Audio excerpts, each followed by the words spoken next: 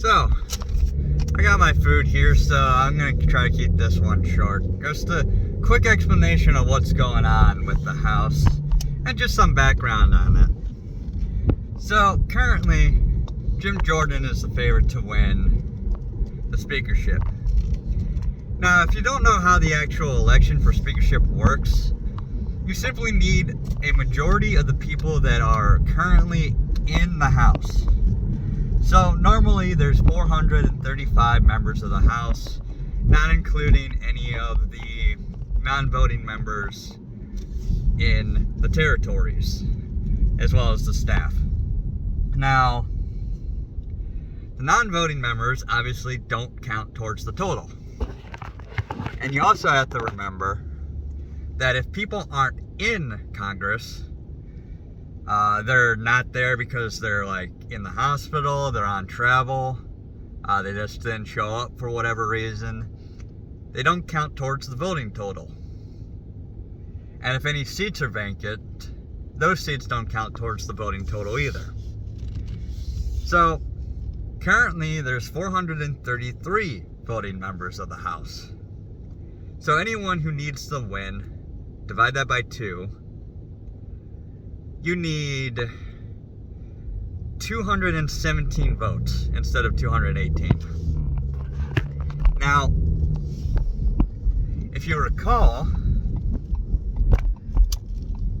McCarthy didn't have that.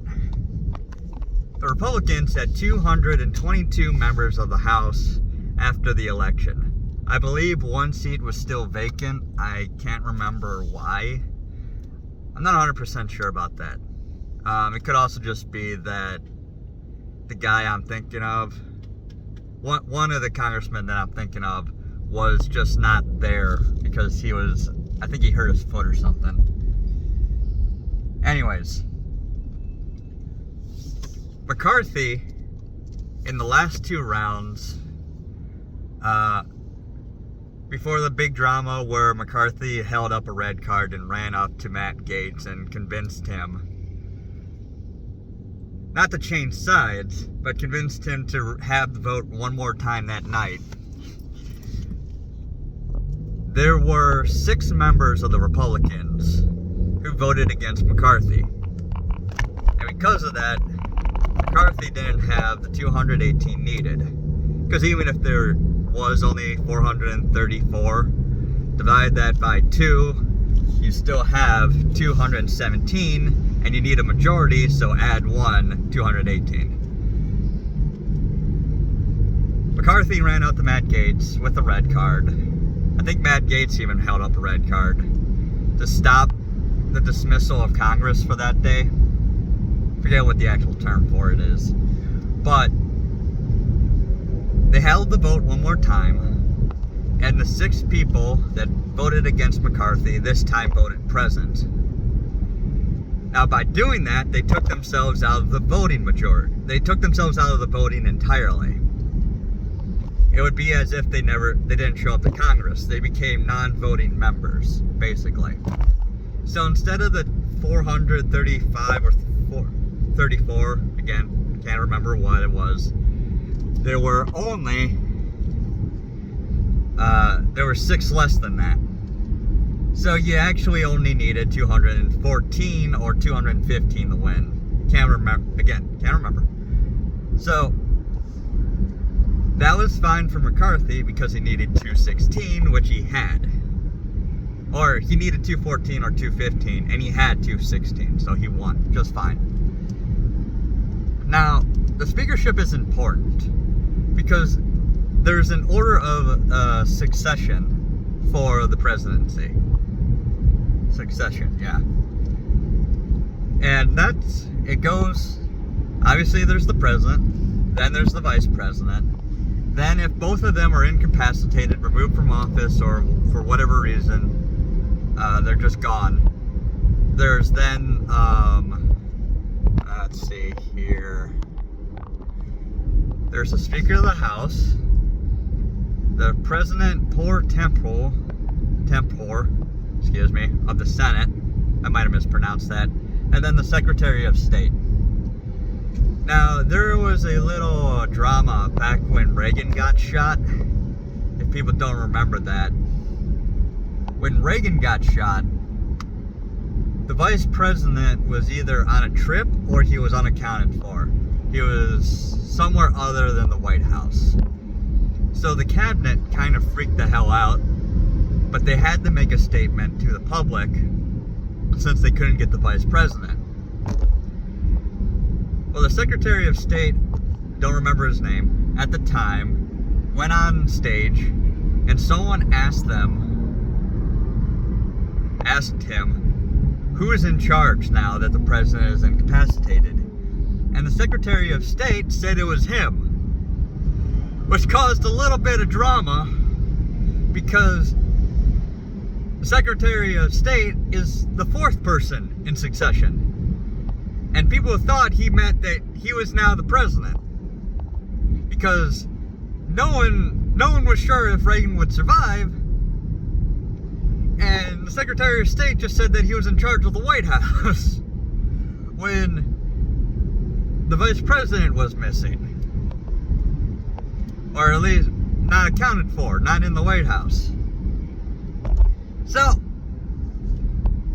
people were worried that there was a coup because the Speaker of the House was accounted for.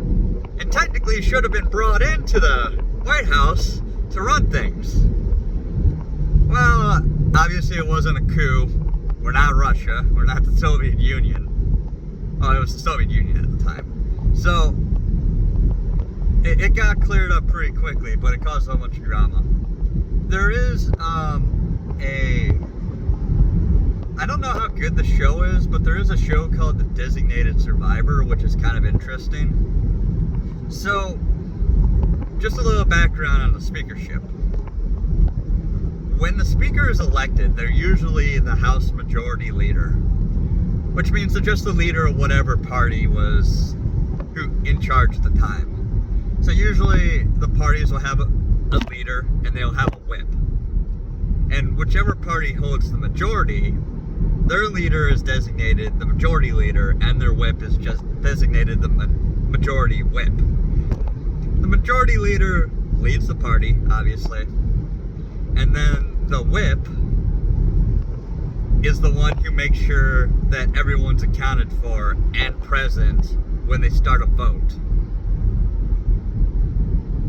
Basically just like a glorified secretary.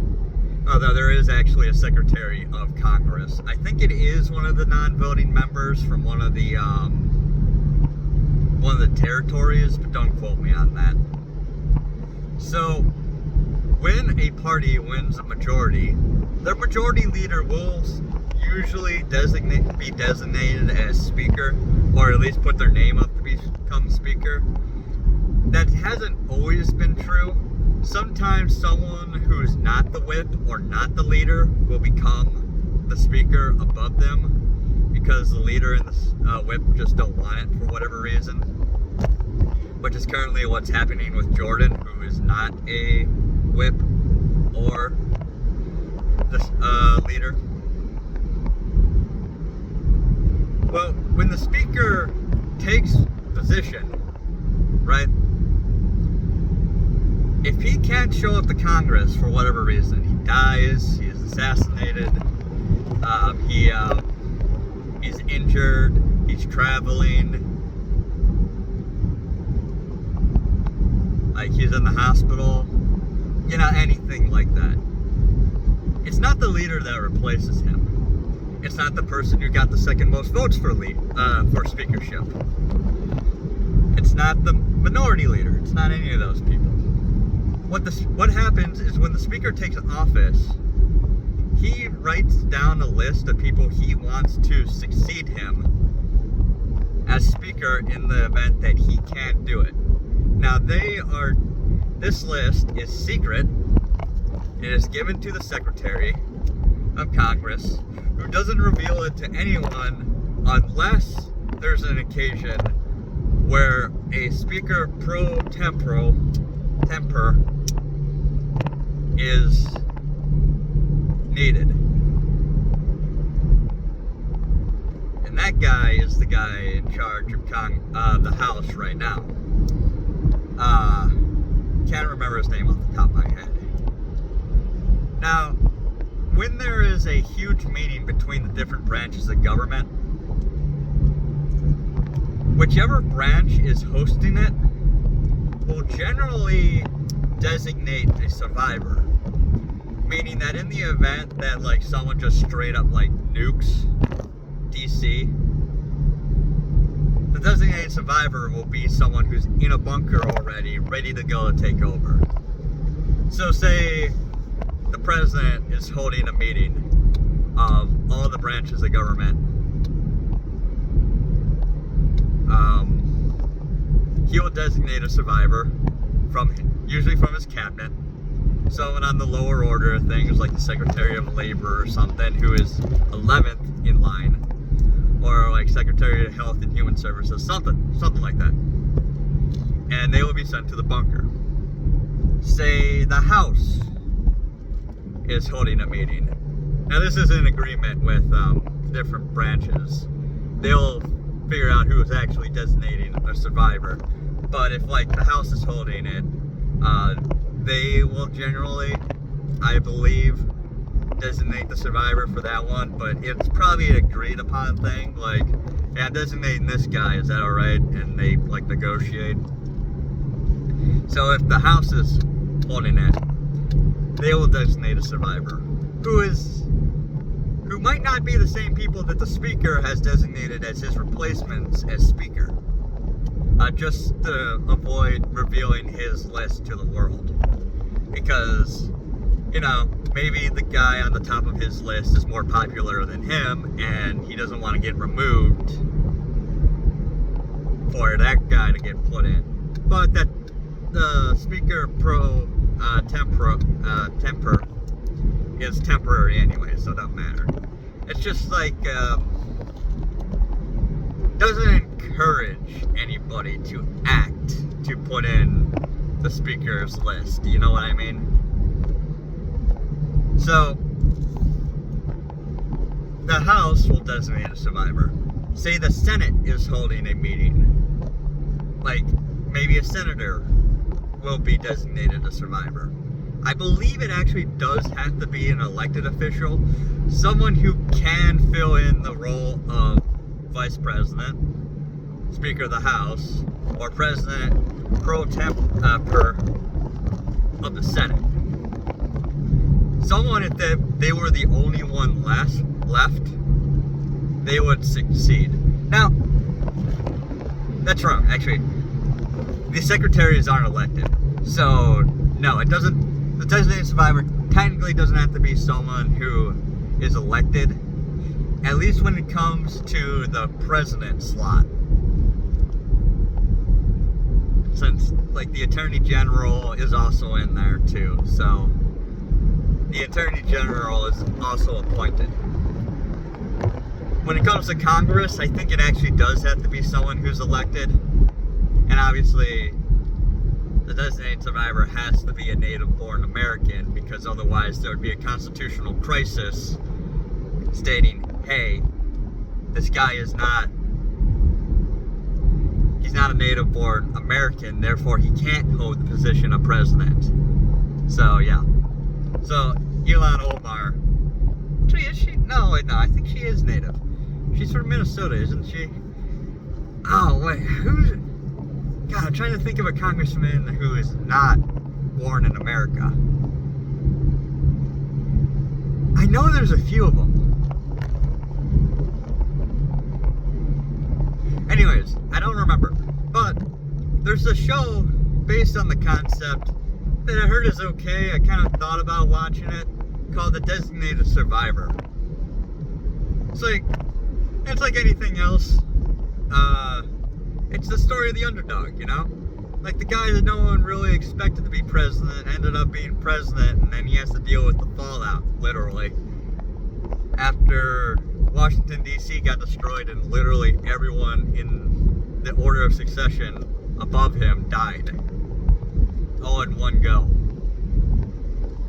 And I don't remember what his position in the government was in the show. But yeah, it's pretty interesting concept, and I hope they did something good with it. And if if they didn't, I hope they try it again in some other show.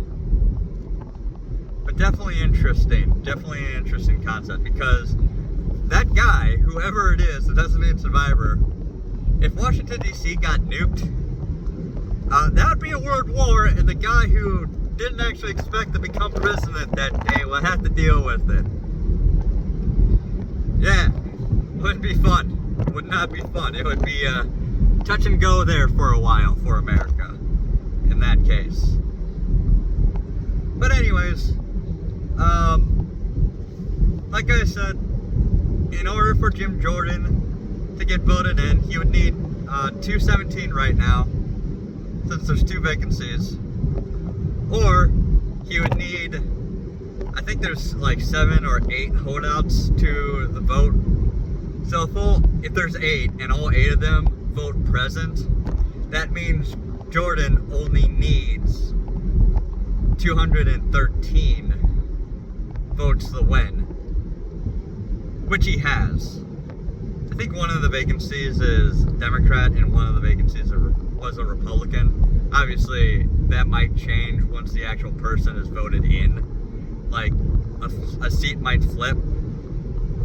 So, yeah, I'm pretty sure there's 221 Republicans in the House. And if all 8 of those guys vote present, Jordan only needs 213. 221 minus 8 is 213. He has it. In order to actually stall the vote, one of them, at least one of them, has to vote for someone other than Jordan.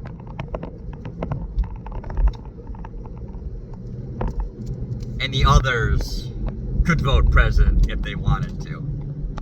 And then Jordan would need 214, I think. I would have to do the math on it, because it would be 426 votes, which means he would need 214. Yes, he would need 214. So if 7 of them voted present and 1 of them voted for someone other than Jordan, that'd be 426 voting members, and the majority would need 214, since 213 is exactly half, and you need a majority. So, yep, that's all I needed to say. Short one this time, less than 20 minutes. I'll try to make that less than 15 minutes, but I had a little bit more to say there. So yeah, Jordan may have it tomorrow. They might just all vote for him. They might hold out and vote someone else, in which case it goes into a whole nother mess.